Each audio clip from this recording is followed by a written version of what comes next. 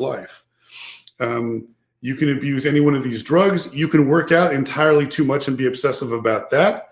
That can then drive down your immune responses and you can become sick more often. In females, if they work out too much and they eat too little, they'll lose their menstrual cycle, which is called amenorrhea. Many women would think that that's a convenient thing, that they don't have to deal with that anymore, but it drives down their bone mineral density and it makes it so they're going to be osteoporotic in their 20s and 30s. So when we talk about, hey, that could be abused, absolutely it can. But so can every other aspect of anything that we do in our lives.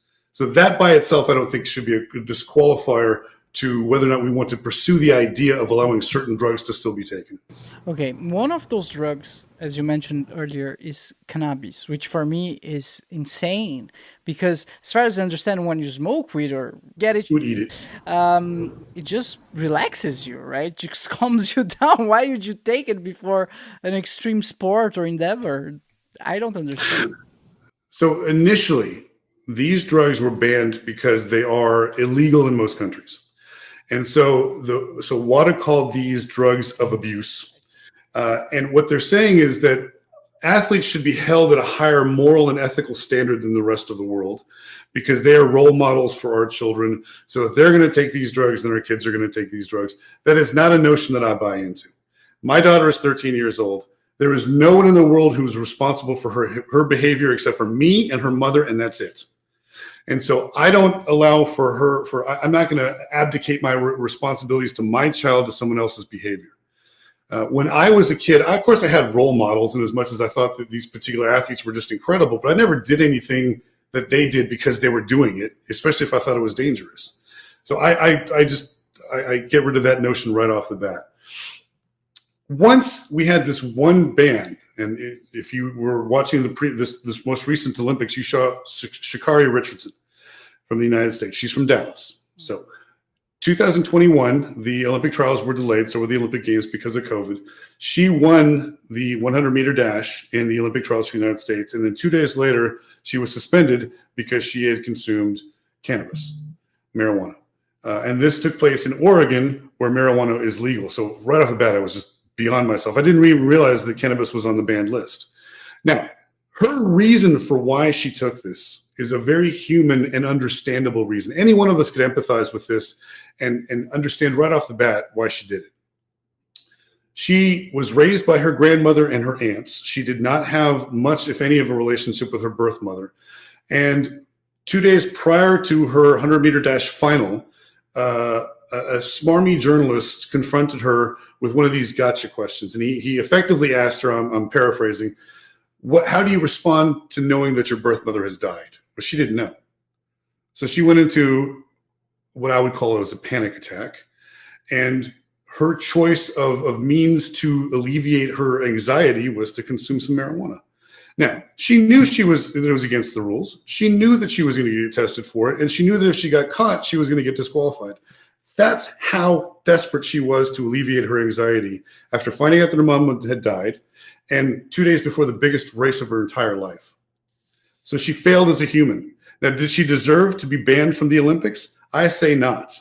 And so there was a furor about this. And so WADA came out with a different explanation as to why it's a banned substance. And they gave us this ridiculous idea that marijuana could potentially be a performance-enhancing drug under certain circumstances. And they quoted a lot of basketball players who say that they smoke weed before a game because it allows them to focus better. Fine. But is that any different than caffeine? Is it any different than any other supplement you would take for the purposes of focus? It's utter nonsense. None of these drugs should be banned.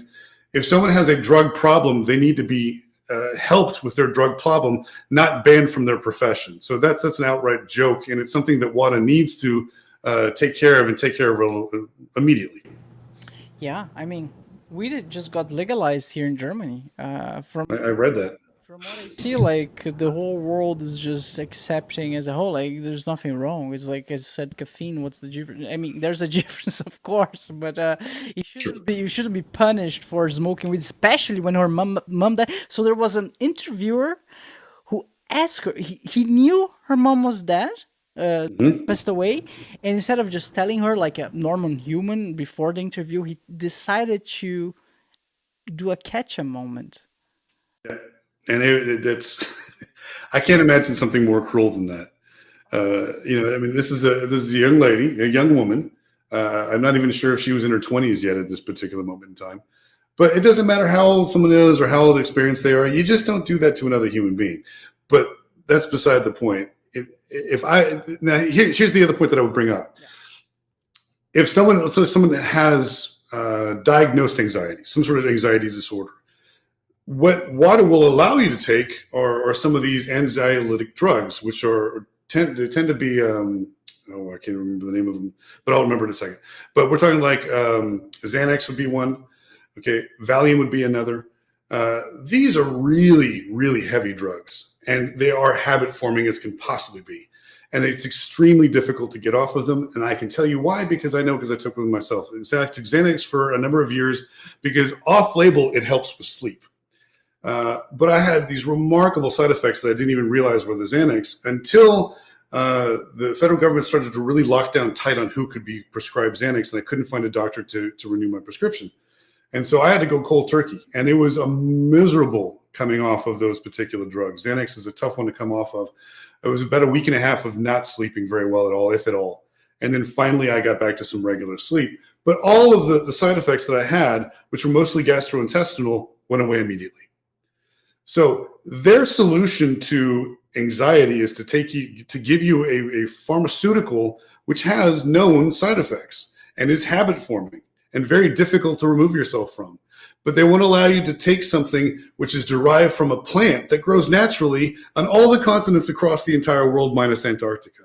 That is just out of my mind stupid as far as I'm concerned. I cannot imagine why that would be the case, except the answer to all your questions, my friend, is money.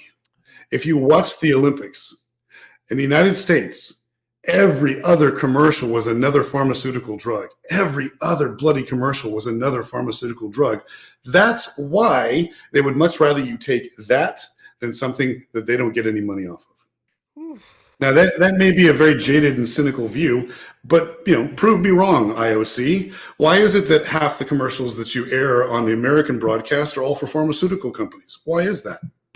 Well, they're getting paid for sure. Paid, absolutely.